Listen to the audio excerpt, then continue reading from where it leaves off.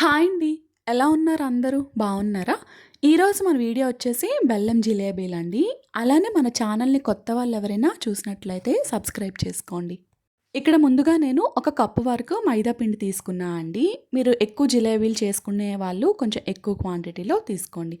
అలానే ఇక్కడ ఏంటి అంటే కొంచెం కొంచెం వాటర్ వేస్తూ మాత్రమే ఇక్కడ మిక్స్ చేసుకోవాలండి. ఒక్కసారి అయితే ఎక్కువ వేసుకోవద్దు. అలానే మనకి క్రిస్పీగా రావడం కోసం కొంచెం సూజీ రవ్వ అయితే ఒక స్పూన్ వరకు యాడ్ చేశానండి. అలానే ఇక్కడ ఒక హాఫ్ స్పూన్ వరకు బేకింగ్ పౌడర్ అండి. అలానే ఒక 2 స్పూన్స్ వరకు లెమన్ జ్యూస్ అండి. నిమ్మరసం అయితే యాడ్ చేసుకున్నాను. ఇక్కడ ఏంటి అంటే చక్కగా మనం మిక్స్ చేసుకోవాలండి. కన్సిస్టెన్సీ అనేది మనకి కొంచెం థిక్ కాకుండా అలానే పల్చగా కాకుండా మీడియంలో ఉండాలి అండి. ఓకేనా? చూసారు కదండీ! ఈ విధంగా అయితే మనం చక్కగా మిక్స్ చేసుకొని ఇలా బ్యాటర్ అయితే ప్రిపేర్ చేసుకొని సైడ్‌కి పెట్టుకోండి.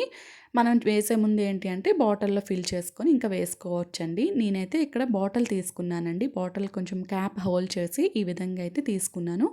మీరు ఈ ప్లేస్‌లో మీరు కవర్‌లో అయినా కూడా యాడ్ చేసుకొని వేసుకోవచ్చండి. మిల్క్ కవర్ ఏదైనా ఉంటుంది కదండీ! అది కూడా దానిలో కూడా యాడ్ చేసి వేసుకోవచ్చు. అలానే ఇప్పుడు ఏంటి అంటే ఇక్కడ వేసుకొని నేను సైడ్ పెట్టుకున్నానండి. ఇంతలో మనం బెల్లం సిరప్ అనేది తయారు చేసుకుంటున్నాం. ఇక్కడ ఒక కప్పు వరకు అయితే బెల్లం అయితే తీసుకున్నాను. బెల్లం పౌడర్ అయితే తీసుకొని ఈ విధంగా ఒక హాఫ్ కప్ వరకు వాటర్ యాడ్ చేసుకున్నా అండి. ఈ బెల్లం అనేది చక్కగా మిక్స్ చేసుకోవాలి. మనకి సిరప్ అనేది థిక్ కాకుండా అదే థిక్ కన్సిస్టెన్సీ రాకూడదండి. జస్ట్ మనకి స్టిక్కీగా అయితే సిరప్ అనేది ఉండాలి. ఎక్కువ థిక్‌గా వచ్చేస్తే ఏంటి అంటే మనకి ఈ జిలేబీలు కతుక్కొని మనకి రాదండి. కొంచెం మనకి థిక్‌గా అంటే కన్సిస్టెన్సీ ఏంటంటే స్టిక్కీగా అయితే ఉండాలి. ఓకేనా? అలానే కొంచెం నిమ్మరసం అనేది కొంచెం దించే ముందు యాడ్ చేసుకున్నా అండి. ఇలా మనకి కన్సిస్టెన్సీ వచ్చింది అని చెప్పి నిమ్మరసం యాడ్ చేసి ఇలా ఆఫ్ చేసేసాను ఇంకా. ఇక్కడ పాన్ పెట్టుకొని ఇంకా ఆయిల్ అయితే మీడియం ఫ్లేమ్‌లో పెట్టుకొని మనం జిలాబీ షేప్ అనేది వేసుకోవాలండి. చూసారు కదా!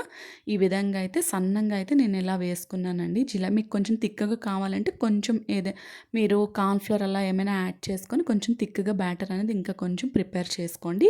ఇలా చేస్తే ఏంటంటే మనకి క్రిస్పీగా చాలా బాగా కూడా వస్తాయండి సన్నంగా చేస్తే. చూసారు కదండీ! ఈ విధంగా అయితే మీడియం ఫ్లేమ్‌లో పెట్టుకొని వేయించుకుంటున్నా. మనకి సూజీ రవ్వ వేయడం వల్ల ఏంటి అంటే కలర్ వస్తుంది. చక్కగా క్రిస్పీగా బావుంటాయండి జిలేబీలనేవి. ఓకేనా? చూసారు కదండీ! ఈ ఈ విధంగా అయితే ఫ్రై చేసుకోవాలండి జిలేబీ అనేది. చూసారు కదా! ఇప్పుడేంటి అంటే ఇది గోరువెచ్చని పాకంలో ఇంకా మనం సిరప్ రెడీ చేసాం కదండీ! దానిలో అయితే ఈ జిలేబీలనేవి వేసుకోవాలి. ఇన్ కేస్ చల్లగా అయిపోతుంది అనుకుంటే సిరప్ అనేది కొంచెం గోరువెచ్చగా అయితే చేసుకోండి. ఓకేనా?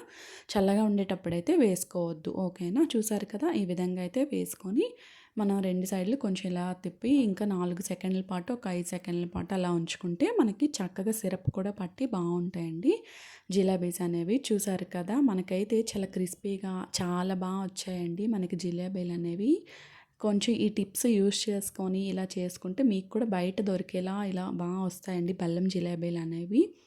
చూసారు కదా! ఈ విధంగా అయితే తీసి పక్కన పెట్టుకుంటున్నా అండి ప్లేట్‌లో. ఇంకా అదే విధంగా పా ఇంకా ప్యాన్‌లో ఇంకా అలా వేసుకోవటమేనండి ఇంకా జిలేబీలనేవి.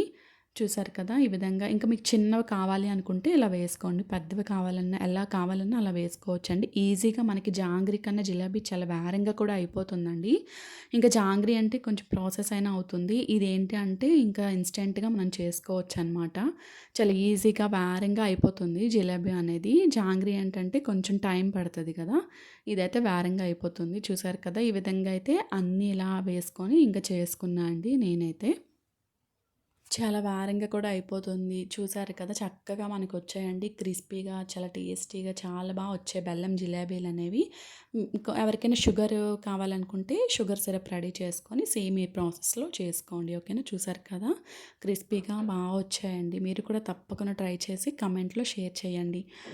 అలానే థ్యాంక్ యూ సో మచ్ అండి. మీ అందరికీ నాకు సపోర్ట్ చేస్తున్న వారందరికీ thank you so much. Bye అండి.